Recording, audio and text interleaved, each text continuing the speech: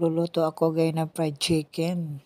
4 na piraso lang. Nilagyan ko siya guys ng chili powder, curry powder, and ginger powder. Kaya masarap ang amoy niya guys. Napakasarap. Smell nice and yummy. Baliktarin ko na guys siya. Ayan. Nabaliktad ko na sila. Nagluto din ako guys ng salty egg. Napakasarap niya guys. Hindi siya masyadong maalat. Lalagyan ko siya ng kamatis.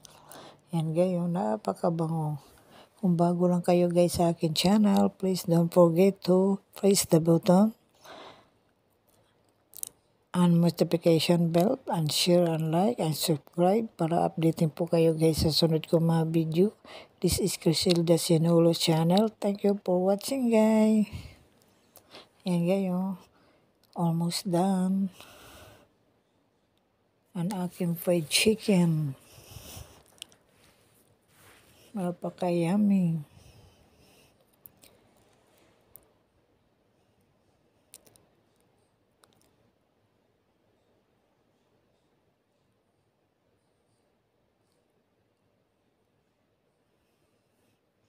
Malapit na siyang maluto.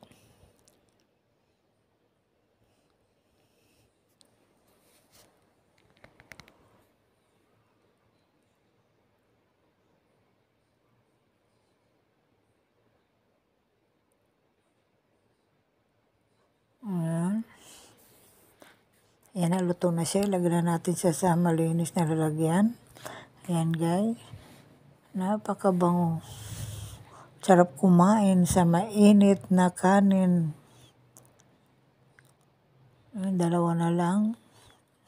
Ito kay medyo malaki-laki. Ilagay muna natin. Patagalin mo muna natin siya ng konti.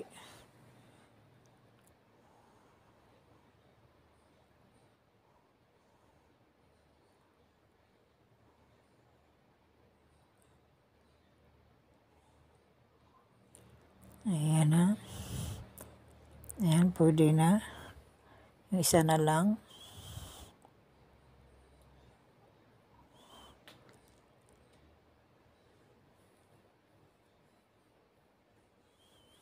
Ayan, luto na siya guys, ang akin fried chicken.